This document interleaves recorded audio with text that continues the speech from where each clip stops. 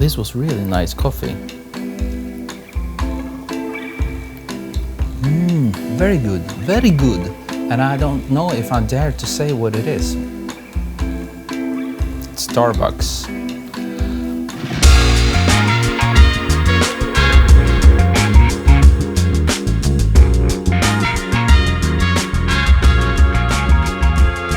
Today I will try to shoot with two small LED panels.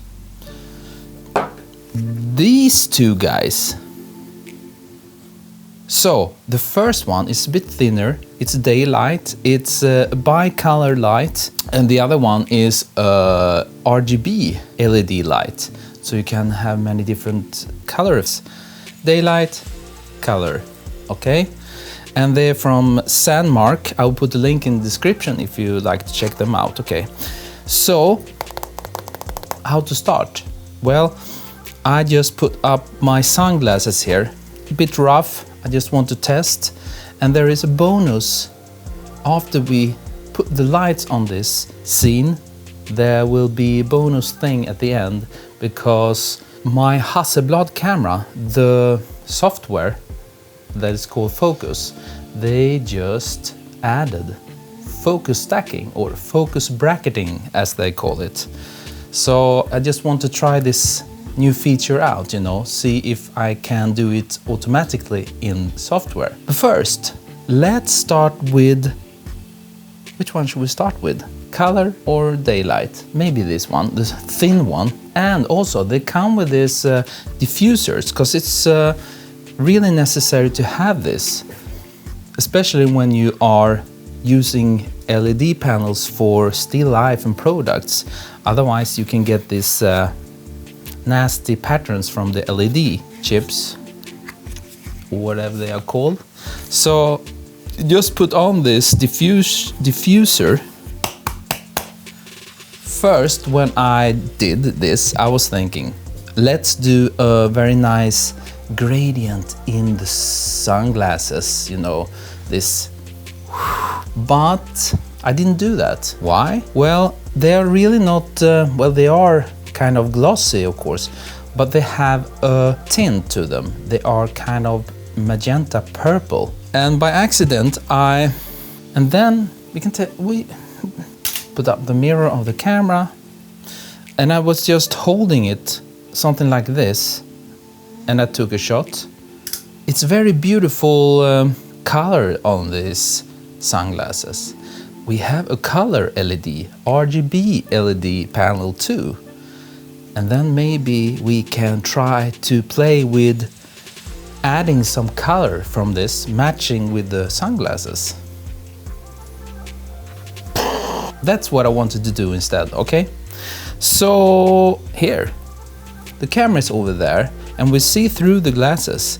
And to highlight this color, of course, we need to brighten up the area behind the glasses. Something like this. It's a bit rough now. This is my coffee, but I just want to show you how easy it is to use these small LEDs.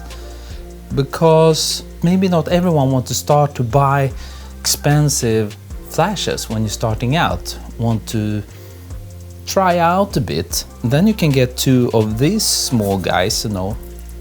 I don't know exactly how much they cost, but if you compare with, of course, the Pro Photo stuff can do so much more. And this is a bit limited because I need to put the settings a bit differently. I'm shooting at aperture 5.6, ISO the lowest 50, and then I change the shutter speed. I go down to 1/15th of a second. So when I'm taking the shots, I really need to shut down all the lights in here. I shut this down, and then we take a shot without. Actually, I have one here. This is the shot we will get without these small LED panels, because I have these video lights and everything. And now I cannot find the remote. Yes, I can.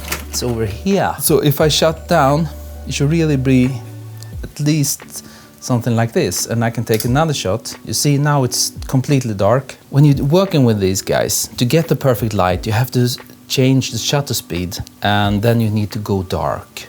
No sun coming in. take down. Now it's raining outside, so perfect. So I just shut off this LED video lights, okay? So what's next? Coffee machine is next. Okay, let's turn this back on and take another shot without video lights. Let's go dark in here and shoot. What do we get? Yes, now the shadows will be so much darker. I wonder what's back here. Yes, this ends, you know, we're showing off the color tint hue in the sunglasses. And then to add something more, do we need to have the video lights? Maybe it's too bright now. Maybe we can have it like this. I'm only lit by this small, you know. Oh, maybe we need to have a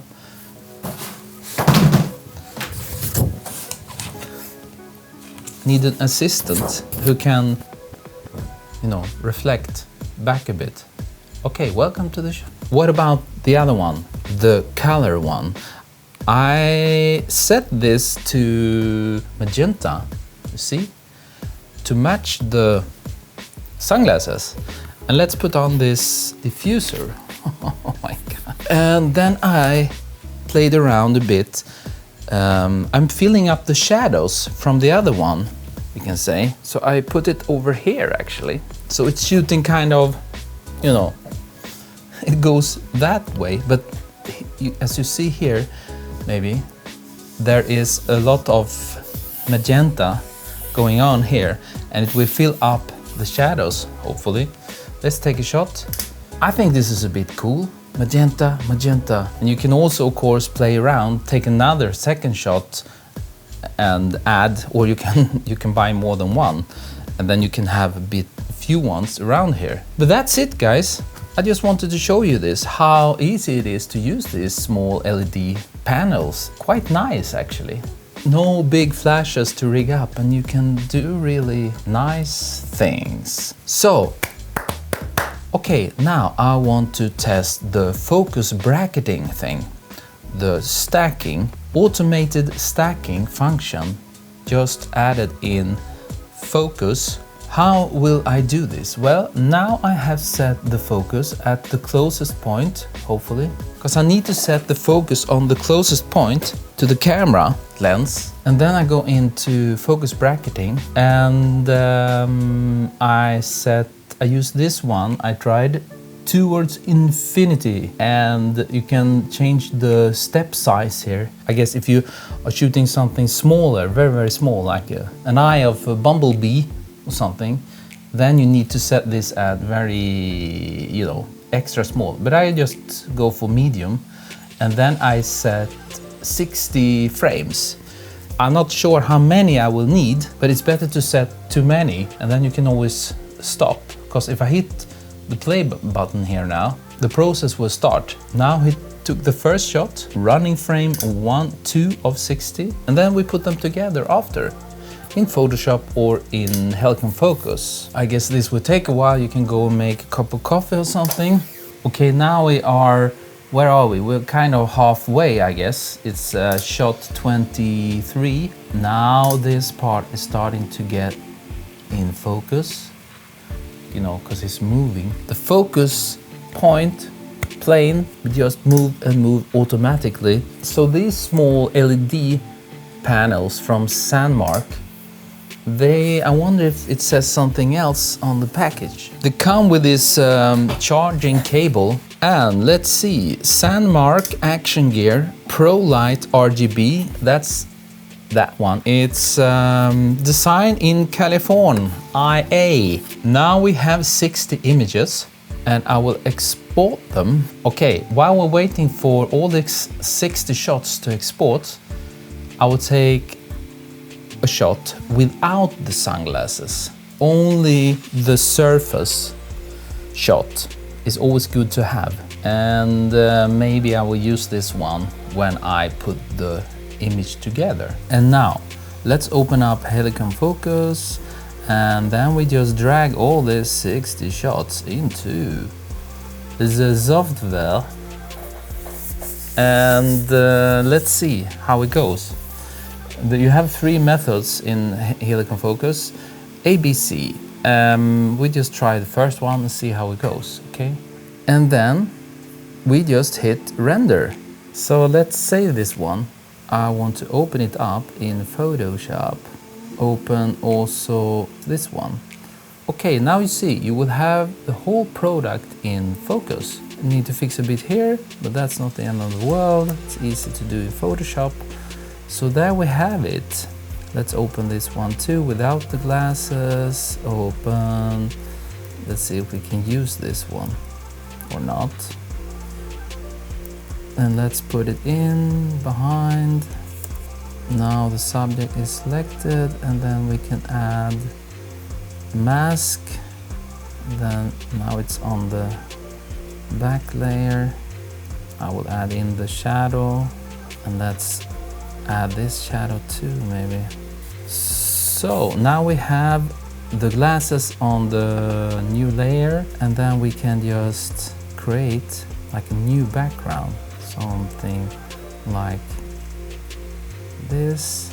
Selection maybe 3 pixels, and then we go to gradient tool and we will add something back there. I don't know what. Maybe we should add a bit of blue or magenta, purple, maybe that one. What do we have here? Dark purple to white or soft purple. How fake will this look? Extremely fake. Maybe this one. Cleaning up just a tiny bit so it will look a bit nice on the thumbnail of the video. Okay, something like this. Rough, but you will get the idea how you can play a bit with some light and some color. Okay, that's it for today. Thank you, coffee supporters, for supporting this channel. You are amazing. And you all other guys who's watching, if you're watching for the first time, please hit subscribe and like if you like this. And as always, I will see you next time.